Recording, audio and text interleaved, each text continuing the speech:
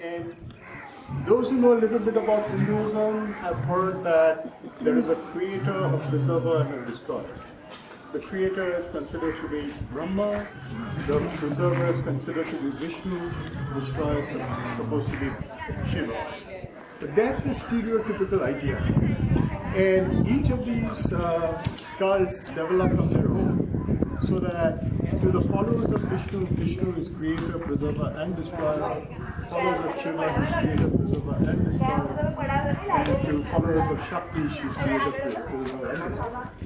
Now, these people are, for the first time, creating the notion of a related pantheon.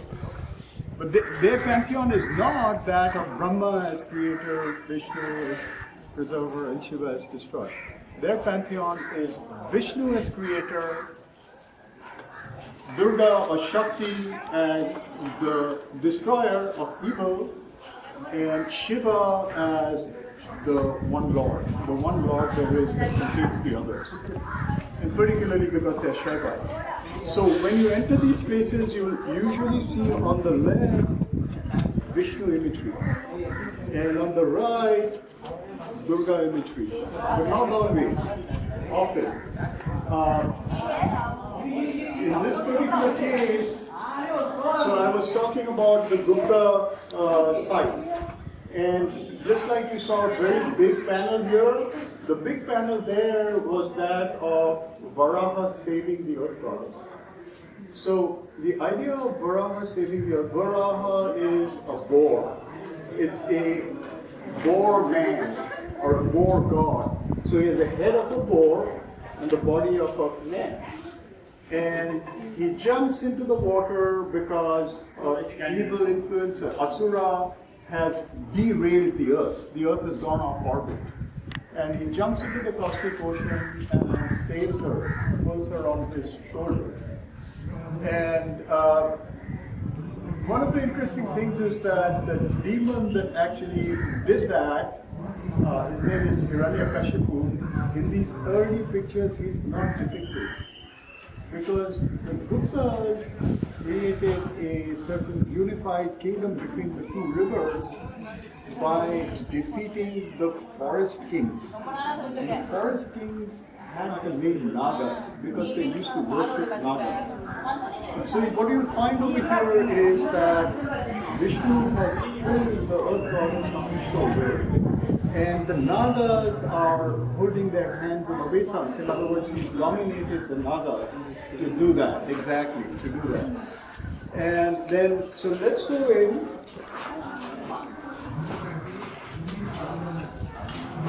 So this cave is called the Varaha cave as a result. But actually it's not a cave to Varaha, it's a cave to Shiva. Shiva would be inside. So here you can see the boar standing with the earth goddess on his shoulder, and he has his leg poised over the head of the demon. The Naga, the water Naga. And around him are sages and gods who are all holding their hands in obeisance. Now this one figure here with a little water bottle over there is Narada. He is a devotee of Vishnu. And so that's the imagery you first come across. And actually, this is the second temple that we'll see the first temple behind this. But by the time you come here, the idea is that there is some water metaphor to the whole thing. You notice that he's pulling her out of the water. The Naga is a water being. So the idea is that the water, you see, we were looking at water can flood. If water floods, either you find a way to channel the water, or you find a way to save the people from the water, because they'll be flooded out of existence. So this, in a sense, is the savior power to bring the earth out of the water, out of being drowned, so to say. So that's how we are supposed to think of this. And then we move here,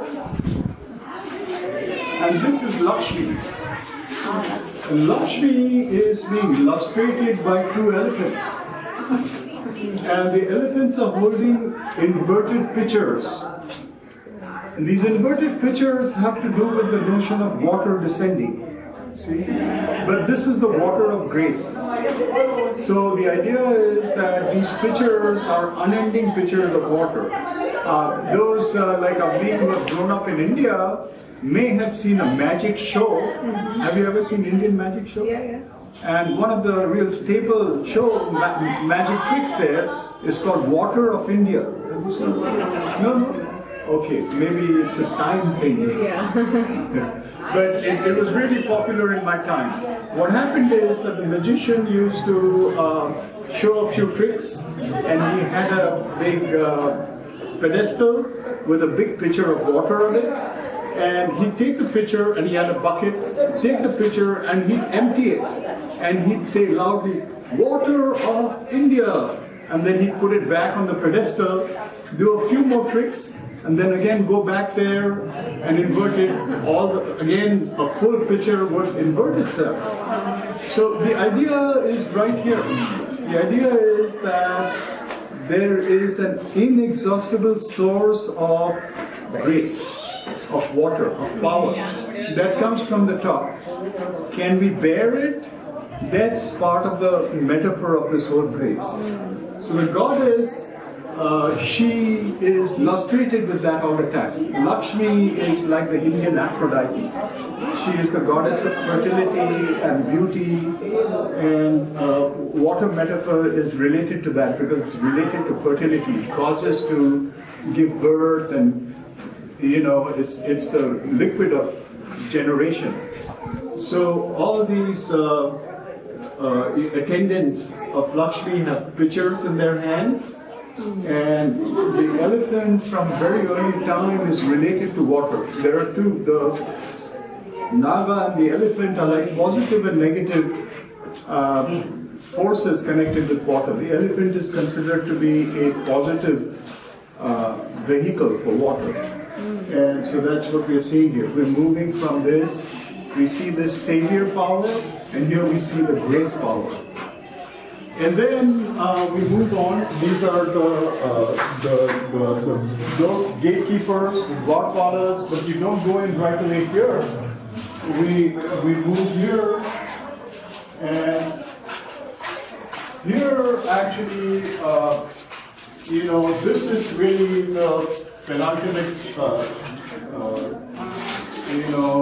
panels to Durga. And what we're seeing over here is, so you see flanking the temple on two sides are two forms of the goddess. One form is the beautiful and fertile form of the goddess, the other is the terrific and fierce form of the goddess. And these are the two aspects of Shiva. They're both, actually Vishnu's consort is Lakshmi, and Durga is Shiva's, one name for Shiva's consort. And so, this is a very interesting image. She has slain the buffalo demon. The buffalo demon, her whole work is to slay the buffalo demon. So that's where the destruction comes in. She's a savior power because she slays. And so she slayed the buffalo demon. She has an umbrella over her head which stands for victory. And she is standing poised to give darshan. She's giving darshan. And the interesting thing is that the cult around Durga, the Shakti cult, was developing at that time, and it was particular to heroes who are called Veera. So we see two Veeras on two sides. This Veera is cutting his arm with a knife because he's shedding blood for Durga. And this Veera is cutting his head off. That's what he's doing with the knife. He's got the knife like this. And you may ask, why is he, if he's going to cut his head off, he's a hero no more. He's a hero undone, right? But this is a really ancient practice, and it kind of repeats in a way in modern times in the life of Sri Ramakrishna. We find that Ramakrishna, in a little different way, he was a follower of Kali. And his intense longing to have the darshan of Kali increased to a point where he couldn't bear not to have that darshan. So he snatched her sword. She has a sword in her hand. And he tried to cut his neck off, his own neck off, commit suicide. And at that moment, he was struck by blinding light, the sword flew out of his hands and he went into samadhi. And he saw everything as the ocean of Shakti. See? And he talks about this experience. So, in the very early times, the idea was that you practice a progressive surrender whose final point was the ability to surrender your life. And the surrender of your life was done by cutting the neck. But if you did it right, the idea was that at that moment, the mother would stay your hand and give her darshan. If she didn't, this is another form of Vishnu. This is that, remember I was telling you, at that time there were two major forms of Vishnu. Actually there were more. Here you'll find Krishna also, but the two major forms were Varaha and the dwarf. And so the idea, the story with the dwarf was that the dwarf, little tiny dwarf, and there was a king who was very powerful, and he had dominated. It was a period of humanism. So with this human power, he had dominated all the worlds. And the gods had to flee because they had to become his slaves. So they prayed to Vishnu, and Vishnu was born as a little dwarf. And one day Vishnu walked up to the king. The king was known as a benevolent king. In other words, you had to accept him as the king. But if you did, then he'd do good for you. He was known for the good he did. If you didn't accept him for the king, then he'd destroy you. So Vishnu goes up and says, I want just a little place to lay my head. So he laughs at him and says, you dwarf, how much place do you need? He says, just enough for 3 feet, 3 steps of my feet. He says, okay, walk 3 steps and I'll grant it to you.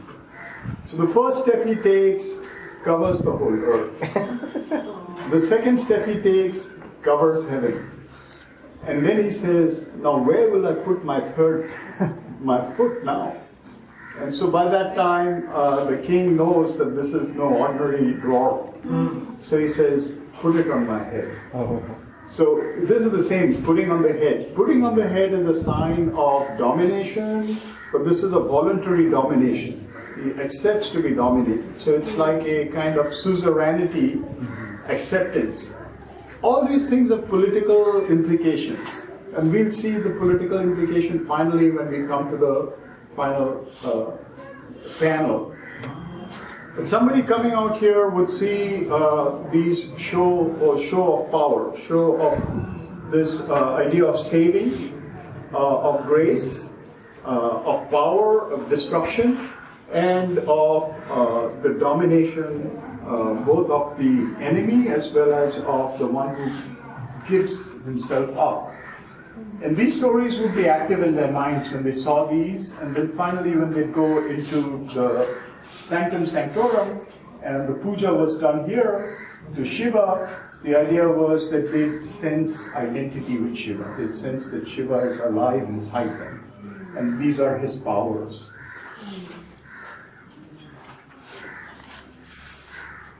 So you see again the integration of Vishnu, the goddess, in 2 of her forms, fierce and benign, and Shiva at the center of the Vishnu.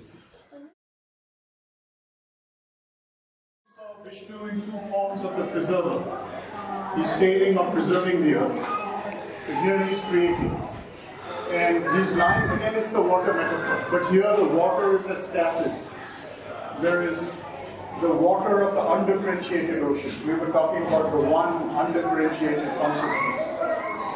And creation beginning by the self-regard of the one on the one. So those striations that you can see, That's actually what's called the infinite serpent, Ananta. It's the snake, but it's an infinite snake, infinite forms. It's called Ananta. Are those like the heads of it up here? Yeah, those are the heads of the serpent. So the serpent imagery is also carried through. But this is in a quiescent state, a state in which everything is asleep. And what happens you can see, look at the face of Vishnu. It's a real classic repose. You can see a very soft modeling that's gone into the face. This is part of the 5th century aesthetic. And the story goes that as he's sleeping over there, something accidental happens. A little bit of earwax falls out of his ear. And the earwax splits into two. And there are two contending forces. They're called Madhu and Kaitava, which really means sweetness and what? Disturbance. So they start fighting with each other. And to cut the long story short, what is happening at this time, as I said, the other really important thing is the formation of the goddess gods, of the Durga gods. So the Devi Mahatmya is being written. And the first chapter of the Devi Mahatmya starts with the story. But the creator Brahma is on a lotus that sprouts from the navel of Vishnu. And when these two beings come out, they start attacking him.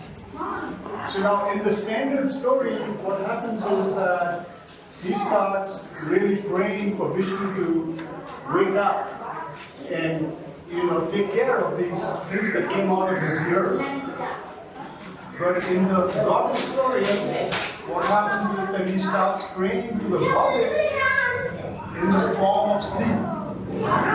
He says, "You, O mother, who art asleep, making Vishnu unconscious, remove yourself from his eyes, so that he may wake up and fight the demon."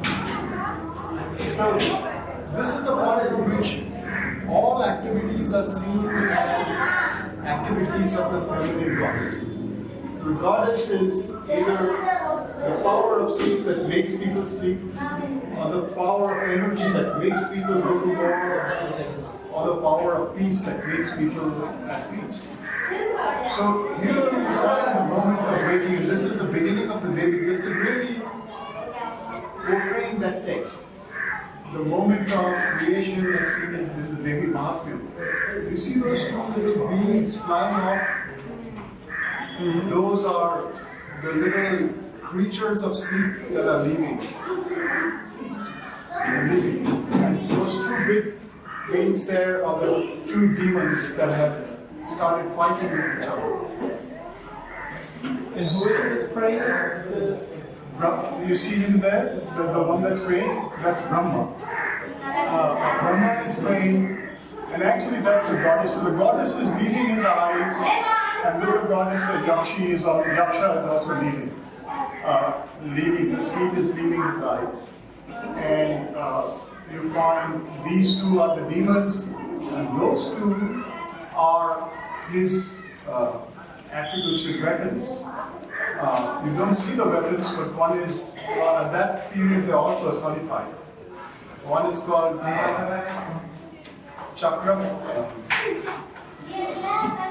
I think Chakra Devi and Gadal Mosha. The mace and the disc are his two, they are personified as male and female.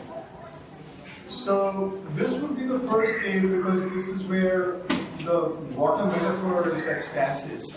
And the water flows and inundates.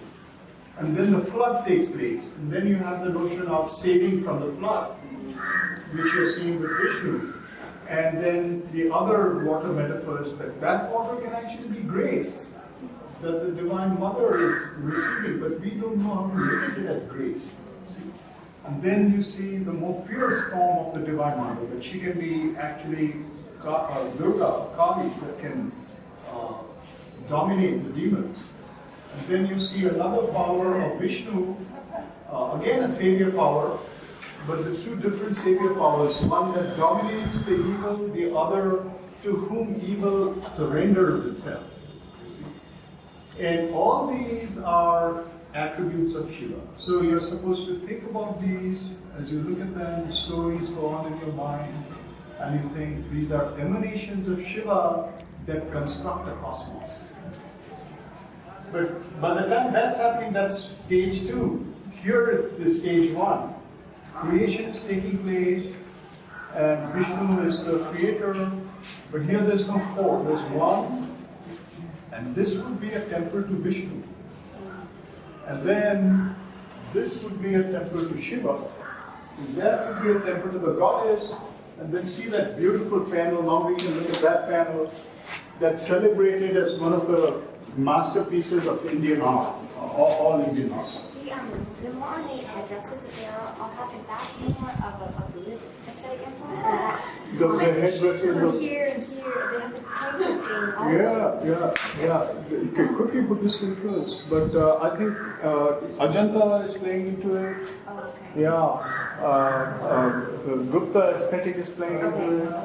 Kind of already in this shared aesthetic. It's a shared aesthetic. Actually, the hairdressers are really having a really good time. It's really big time. Yeah. Culturally, very complex hairdressers are seen at this time. Well, Shiva's locks. The importance of Shiva's locks. Yeah. Shiva's locks might have put the... Yeah, that's one thing. And then you see Vishnu is wearing a crown, and that kind of crown is a very early example that you also see in Southeast Asia, this conical crown, because it goes... Now you see the dramatic element here, how dramatic it is. And that's, that attests to the theater that was going on. These are theatrical moments. It's a moment of drama. Both this and that. That, of course, is much more quiescent. But so, creation and the moment of destruction. And so, she's destroying the buffalo demon. And this buffalo demon is shown with a buffalo head and a human body. And is shown as very powerful, paired with her. She's shown on her line. And you see, this is the other reason why this is the first and that was the second. Because note, there she has already slain the buffalo demon and she's standing as a goddess, while here she's in the process of slaying the buffalo demon. She's fighting with him. She has bows and arrows, or bow and arrows, and look at the fight going on. The way this person is falling over here. The goddess who's got her sword there. These little fat beings are they're called ganas. They're a certain form of yaksha. You see the same being there, that kind of thing. They belong to the tribe of Shiva and Shakti. So they're accompanying Shakti in her battle. So you would look at these. Now here you see a pedestal. You can see the pedestal here. So there was an image here that's being shorn off, taken off. There's a pedestal there, and then if you look here, you see the circle on which the linga sort of was constructed. And so you would, this is the first moment. You see the creation, this great battle going on, and Shiva is the one from whom it's emanating. So that the meditation would make you balance these two forces. So if you wish, we could spend a little time over here, find a place to sit, and just let's have a quiet moment of meditation around these contrary forces that belong to a single force and are manifesting already.